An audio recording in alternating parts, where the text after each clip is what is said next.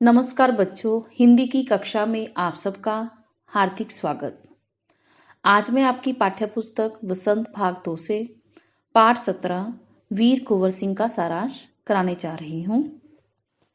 सन 1857 यानी प्रथम स्वतंत्रता संग्राम, जिन वीरों ने हिस्सा लिया उसमें वीर कुंवर सिंह एक ऐसे ही महान योद्धा थे जिन्होंने अंग्रेजों को अपनी मातृभूमि से हमेशा हमेशा के लिए निकालने के लिए अपना अथक प्रयास किया।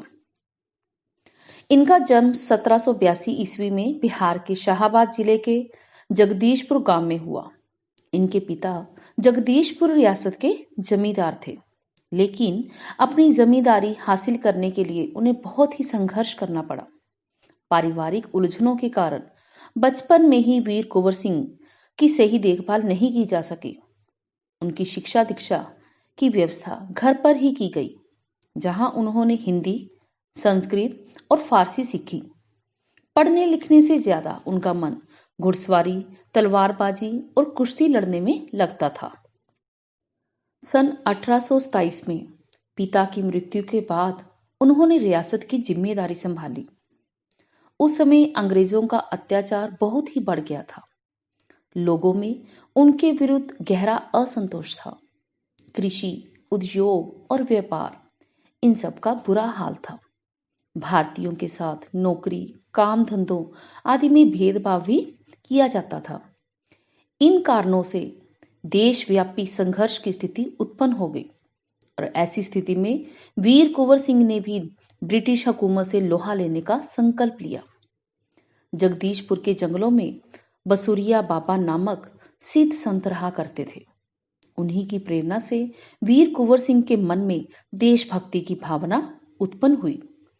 सन 1845 से 1846 तक वे गुप्त रूप से सक्रिय विद्रोह की योजनाएं बनाते रहे। उन्होंने बिहार के प्रसिद्ध सोनपुर मेले को गुप्त बैठकों के लिए चुना। 25 जुलाई 1857 को दानापुर की सैन्य टुकड़ी ने विद्रोह कर दिया और सैनिक सोन नदी पार कर कर आरा चल पड़े। उन्होंने कुंवर सिंह की जय जयकार करते हुए आरा जेल की सलाखें तोड़कर कैदियों को आजाद कर दिया। 27 जुलाई को वीर कुंवर सिंह ने आरा पर विजय प्राप्त की। वृद्ध होते हुए भी युद्ध के लिए वे हमेशा तत्पर रहते थे। इस प्रकार आरा अंग्रेजों के विरुद्ध क्रांति का महत्वपूर्ण केंद्र बन गया।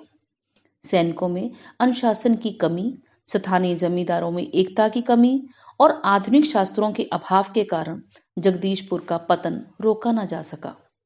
13 अगस्त को जगदीशपुर में वीर कुंवर सिंह की सेना अंग्रेजों से परास्त हो गई, लेकिन फिर भी उसकी हिम्मत नहीं टूटी। वे आगे की योजना बनाने में लगे रहे।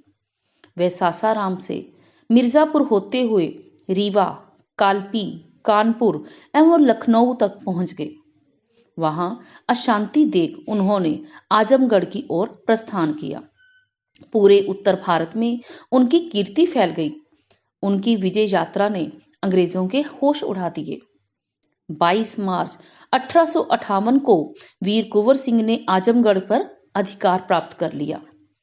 23 अप्रैल 1858 को आजादी की विजय पताका फहराते हुए वे जगदीशपुर पहुंच गए। उसी दिन विजय उत्सव मनाते हुए लोगों ने अंग्रेजों का झंडा उतारकर अपना झंडा फहराया। और इसके 3 दिन बाद ही यानी 26 अप्रैल 1858 को यह वीर सदा सदा के लिए संसार से विदा हो गया। कहा जाता है कि एक बार वीर कुंवर सिंह सेना सहित गंगा पार कर रहे थे। अंग्रेजी सेना को चकमा देने के लिए उन्होंने अफवाह फैला दी कि वे अपनी सेना को बलिया के पास हाथियों पर चढ़ाकर पार कराएंगे, जिस कारण अंग्रेजी सेनापति डगलस अपनी सेना सहित बलिया के गंगा तट पर उनकी राह देखने लगा। उसे चकमा देते हुए बलिया के 7 मील दूर शिवराजपुर में ही वीर कुंवर सिंह ने अपनी सेना नाव से गंगा पार करा दी। डगलस को खबर मिली तो वह भागा भागा वहां आया। उस समय अंतिम नाव पर वीर कुंवर सिंह स्वयं गंगा पार कर रहे थे। डगलस ने उन पर गोलियों की बौछार करवा दी। एक गोली उनके बाएं हाथ की कलाई को भेदती हुई निकल गई। गोली का जहर फैलने के डर से उन्होंने उसी क्षण तलवार से अपना बायां हाथ काट दिया और गंगा मैया को अर्पित कर दिया। वीर कुंवर सिंह ने स्वतंत्रता की लड़ाई के साथ साथ अपने जीवन में कई सामाजिक कार्य भी किए। उन्होंने अपने आरे जिले की जमीन स्कूल के लिए दान में दे दी। वे आजीवन निर्धन व्यक्तियों की सहायता भी करते रहे।